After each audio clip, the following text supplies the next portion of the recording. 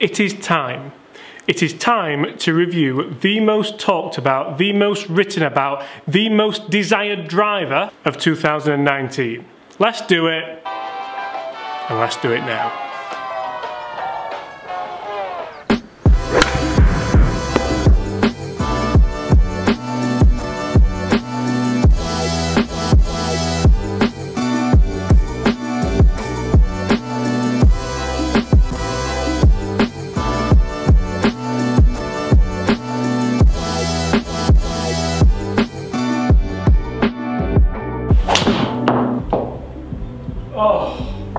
When you hit shots like that, wow.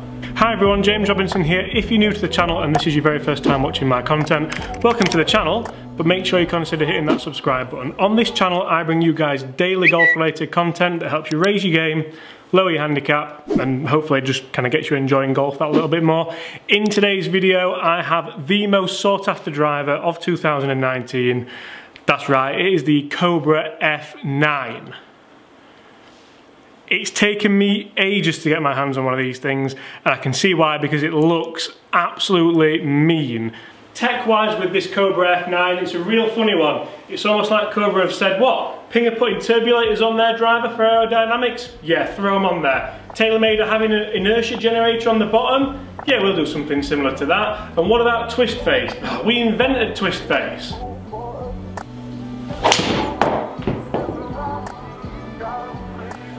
The big story about the Cobra F9 is speed, hence the name Speedback. It's all about aerodynamics, it's all about weight saving, it's all about how quickly can we get this club head moving through the ball to create a faster ball speed, to create more explosive distance. If you match that up with the garish yellow paintwork that can sort of look a little bit chavvy, although I must admit I quite like it. We also have two changeable weights in here so you can change around the CG. You know, in some drivers you would pay an absolute fortune for all this technology, but not the F9.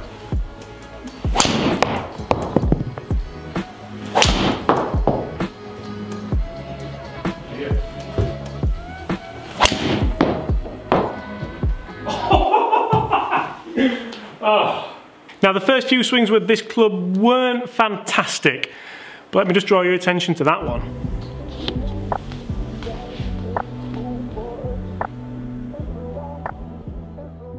That one felt pretty good. One thing I really like about this driver is the acoustics. That sounded incredible. On this club face we have the CNC milled face. That allows Cobra to really push the boundaries with the COR and make sure you're going to get the hottest ball flight possible from this driver. It also allows Cobra to play around with the aspect of roll and bulge on the face, so there's less roll in places and more bulge in others. Twist face, anyone? This driver is almost like the Frankenstein of drivers. All for £350.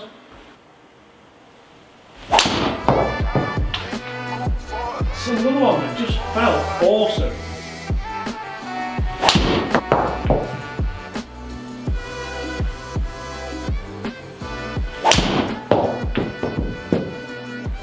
The amount of adjustability you get on the Cobra F9 for the price is quite frankly ridiculous. Not only do we get the CG weights that we can move around, we have a 14 gram heavy red weight and we also have a 2 gram fairly light black weight, so you can change the CG, you can change spin rates. As well as that, we have an adjustable loft sleeve where you can take the club at 1.5 degrees up or down, depending on what you prefer. Hit those comments below, guys. Who is gaming a Cobra F9 Speedback? Who wants to be gaming a Cobra F9 Speedback? And who's not tried one yet?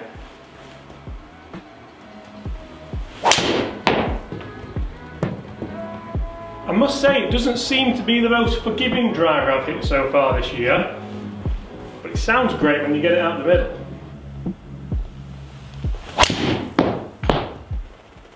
A big talking point for drivers in 2019 is weight saving, and carbon crowns have had a lot to do with that.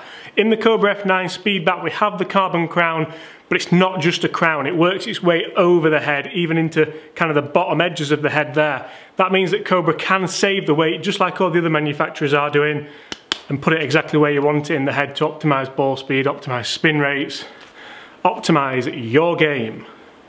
It sounded very much like a sales pitch, it isn't honestly. So far guys, quite enjoying this. Not so much on the off-centre hits. Feel like I might be losing a bit of ball speed there when I don't quite get it.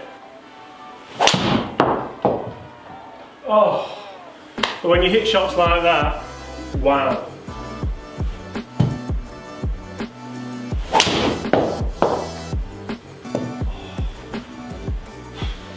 Those last two were absolute beasts. And when I do driver tests, I always kind of review it on how I enjoyed the experience and how many shots I wanted to hit with the club.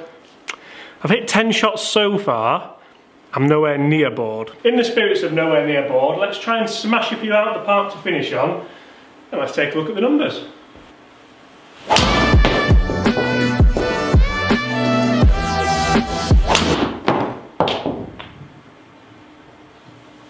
Right guys, that is a dozen shots hit with the Cobra F9 Speedback.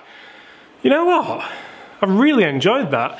Doesn't seem like the most forgiving driver dispersion wise, but I had a couple of shots there where they felt like they came real high out the face, even a couple of high toe shots. That last one really felt high toe, and it's not moved in the air and it's still gone 270 yards with a kind of 3,000 spin rate. I'll take that all day long on a miss hit. Let's check out the rest of the numbers. So guys, dispersion wise, definitely eliminating one side of the golf course anyway. A couple of bad swings there, and they've gone a long way left. But I do like how none of them have gone right. That for me is quite a nice, interesting point. This is the last shot that I told you about, 270. Decent ball speed, and not a bad spin rate to say where it came out the face. Let's take a look at the rest of the numbers. Distances, that's a lot of shots, isn't it, can I just say? Don't normally hit that many, but I did quite enjoy this. Average distance, drum roll please. 274, not terrible. A little bit disappointing if I'm being completely honest. You can see how I got a few out there, like 285, they felt like real good shots. But yeah, just not massive, not massive. Average spin, 3,000, which is quite high. I expected this to be a little bit lower than that. The weight is set forward, so it is set on low spin. Ball speed not bad, 162 on average. But this is what's kind of really done me in a little bit. That dispersion there is not very good. I mean, you take out kind of those shots, and we're doing all right. We're laughing at those actually, but just those bad shots that have really punished me there. So, what do we think? Now for me, I was really excited to hit this driver. I was very much looking forward to getting it in my hands. Has it disappointed? Not particularly, no. I don't feel like I've swung the best today, and you do have to take numbers when you do watch reviews like this with a pinch of salt, because it depends how anybody's swinging on that day. When I put my good swing on this, I'm going to say it's pretty much as good as anything out there in the market today. Bearing in mind it's 50 to 100 to 150 pounds cheaper than anything else on the market today. I think that is some pretty good going for Cobra. One thing which worries me a little bit is the bad hits, is the miss hits. Now, I don't feel like I've swung terribly tonight, but I don't feel like I've swung that well either. The shots that have gone left have gone a long way left, and they haven't gone very far either, so that would definitely worry me a little bit. But one thing I do very much like is that none of the shots have gone right. If I have missed it, it's gone left. I could definitely plot my way around the golf course with that miss. Well, maybe not all of them, because some of them were far left, a long way left. But for me, price-wise, you can't go wrong with this driver. It is absolutely ram-packed with technology, pretty much all the industry-leading technology which the other drivers have as well. And I quite like the yellow paintwork. I know I called it a few names earlier, but it definitely stands out. It's definitely got that shelf appeal, and if you're looking for a new driver in 2019, it is probably worth going to give it a go. There's some really good ones out this year though, isn't there? Guys, comment below, can you see yourself using the Cobra F9? For me, I'd have to test it out. So I keep looking up there because that's where the shots are. I know for you they're behind me there, but I don't know. That pretty much tells you, I think, all you need to know. Guys, I'm James Robinson, I'm here at Huddersfield Golf Club. If you've enjoyed that, make sure you hit that subscribe button and comment below. Let me know what you want to see me review next. Put the thumbs up. I'll see you soon.